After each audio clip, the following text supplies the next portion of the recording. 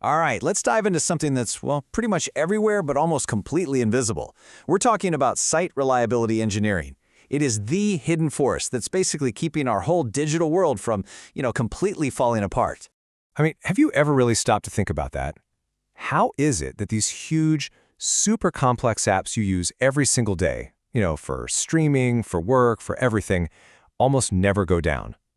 I'll tell you what, it is definitely not luck, and it's not magic either. It's actually a very specific, very smart engineering practice that's designed to solve this exact problem. So, what problem was so big that it needed a whole new discipline to solve it? Well, it all boils down to what we call the crisis of scale. See, when your app or service gets super popular, which is what you want, right?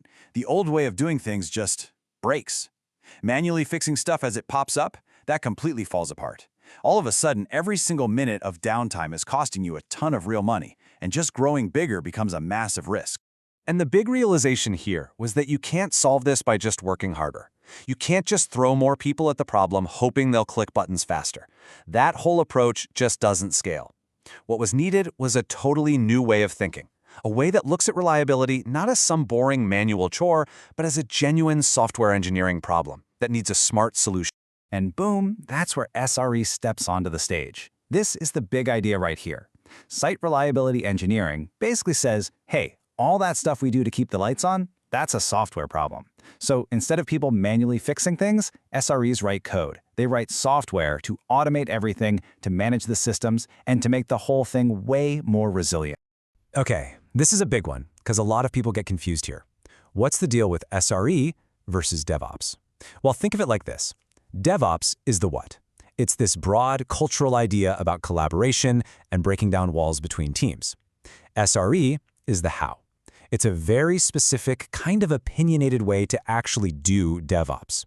It takes all those great principles and puts them into practice with a laser-sharp focus on one single thing: reliability. So, what's the end game for SRE? The main goal is to start treating reliability as a feature, not an afterthought, but a core part of the product, just as important as any shiny new button or a cool new design. It's all about finding that perfect, data-driven balance between pushing out new, awesome stuff and, making sure the service actually works when people try to use it. Now, to get that balance right, you need a way to talk about it, a shared language. And that language starts right here, with something called a Service Level Indicator, or SLI. It's simple, really. You can't fix what you can't measure. An SLI is just that, a direct, hard number that tells you how your service is doing. Things like, how fast is this page loading, or what percentage of clicks are resulting in an error. That number, that's your SLI. But an SLI by itself is just, it's just a number. It doesn't mean much until you give it a goal. And that's the Service Level Objective, or SLO. The SLO is the target you're aiming for with your SLI. It's your promise, saying, this is how reliable we're aiming to be. And here's the key part. Notice it's never 100%, because trying to be perfect is not only impossible, it's a total trap. An SLO is all about setting a realistic goal. Okay, so if your goal, your SLO, is 99.9%, what about that little gap? What about that leftover 0.1% between your target and perfect? What is that? That, my friends, is your error budget. And honestly, this might be the single most powerful idea in all of SRE. It's the amount of failure you've all agreed is acceptable. But it's more than just a safety net for when things go wrong. It is literally permission to take risks. It's the green light to innovate and to try new things, knowing you have a little bit of room to fail. So how does this actually work day to day? It's brilliant, actually. If you've got plenty of budget left in the bank, awesome. Ship those new features. Go for it. But what happens if you launch something, it's a bit buggy, and you burn through that whole budget? Well, the rule is crystal clear. The brakes go on. All new releases stop. The team's entire focus has to switch back to making things more stable. It basically creates this amazing self-correcting system. So, how do SREs actually make things more reliable? Well, a huge part of their job is to be professional hunters, and their prey? Something they call toil. Toil is the absolute enemy.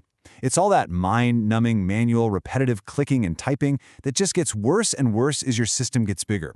It's the kind of work that burns people out and is a massive source of human error. And the SRE way to deal with toil is to, attack it like an engineer. The process is pretty simple. Step 1, find the boring manual stuff. Step 2, write software to make a computer do it instead. So instead of a person having to deploy code, or scale up servers, or roll back a bad update, you have code that does it all automatically.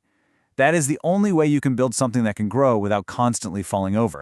But look, let's be real. Even with the best automation in the world, things are still going to break. It's inevitable. And how SREs handle failure is just as important as how they prevent it. You know that natural human instinct when something goes wrong? The first thing we want to do is find out who to blame. SRE culture says, nope, we're not doing that. The guiding star here is this simple idea: learning is always more valuable than punishment. This leads to the blameless postmortem. Instead of asking who messed up, the question becomes what in the system allowed this to happen. You look for flaws in the process, bad tools, confusing dashboards, not the person who happened to be at the keyboard.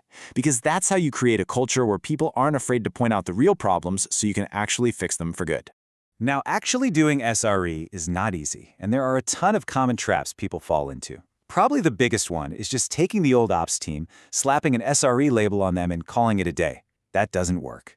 If you're still ignoring your error budgets, if you're not automating away toil, and if you're still pointing fingers when things break, you're not really doing SRE. You're just using a cool new buzzword.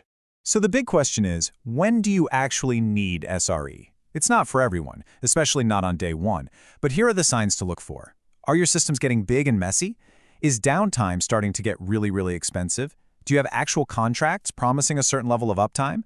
If you're nodding along and you've already got a good DevOps culture in place, then SRE stops being a nice-to-have and starts becoming a we need this to survive. And in the end, it all comes down to this one powerful question that SRE forces every single person to ask. It's a question you have to ask before you ship anything. Is this next feature really worth the budget? Is the potential reward worth the risk to your reliability? When you start thinking that way, well, it changes absolutely everything.